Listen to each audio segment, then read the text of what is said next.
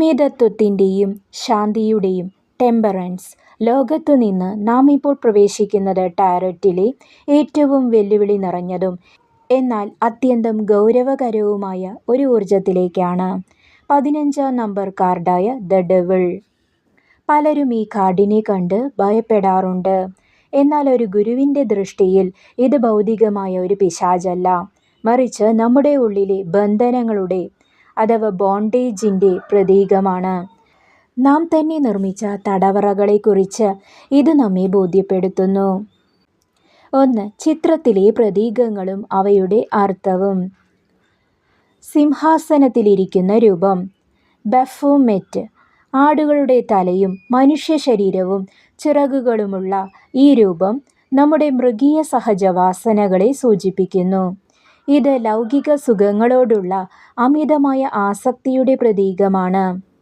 തലതിരിഞ്ഞ പെൻഡഗ്രാം, inverted പെൻഡഗ്രാം. പിശാചിൻ്റെ നെറ്റിയിലുള്ള തലതിരിഞ്ഞ നക്ഷത്രം ആത്മീയതയ്ക്ക് മുകളിൽ ഭൗതികത വിജയിക്കുന്നതിനെ കാണിക്കുന്നു. അതായത് ആത്മാവിനേക്കാൾ പ്രാധാന്യം ശരീരത്തിനും പണത്തിനും നൽകുന്ന അവസ്ഥ. ചങ്ങലയിൽ ബന്ധിക്കപ്പെട്ട പുരുഷനും സ്ത്രീയും.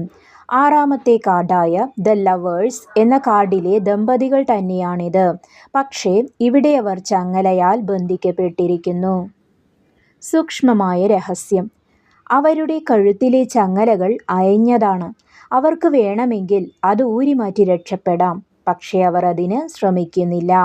ഇതിനർത്ഥം നമ്മുടെ ബന്ധനങ്ങൾ പലപ്പോഴും നമ്മുടെ ചിന്താഗതികൾ മാത്രമാണെന്നാണ്.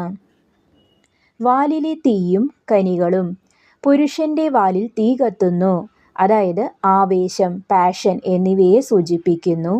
സ്ത്രീയുടെ വാലിൽ മുന്തിരിക്കുലകൾ, അതായത് സുഖഭോഗങ്ങൾ, പ്ലഷർ എന്നിവയെ സൂചിപ്പിക്കുന്നു. ഇവ രണ്ടും പരിധി വിടുമ്പോൾ നമ്മെ അടിമകളാക്കുന്നു. 2. നിറങ്ങളുടെ രഹസ്യം.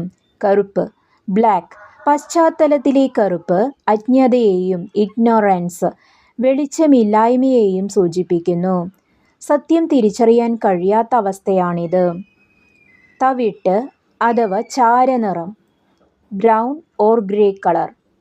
ഭൗതിക ലോകത്തെ ജഡാവസ്ഥയെയും കഠിനമായ നിയമങ്ങളെയും ഇത് പ്രതിനിധീകരിക്കുന്നു.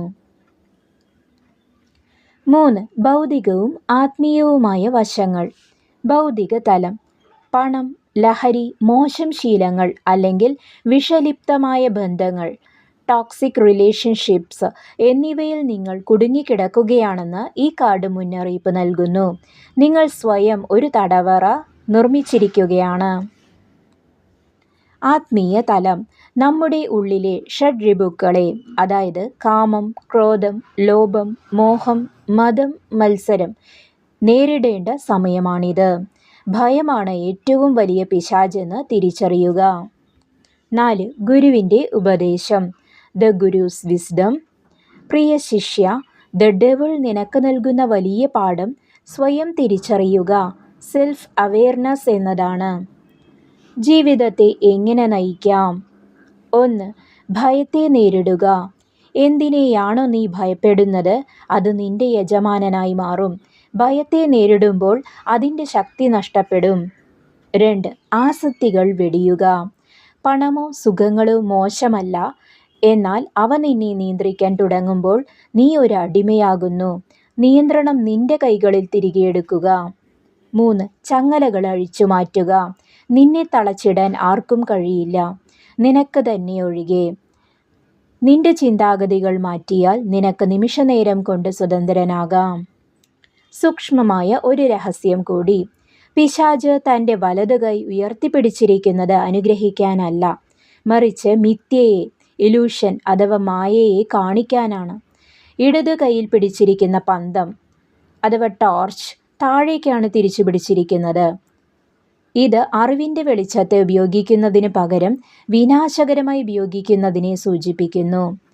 അറിവില്ലായ്മയല്ല, തെറ്റായ അറിവാണ് അപകടം എന്നതാണ് ഇതിൻ്റെ പൊരുൾ.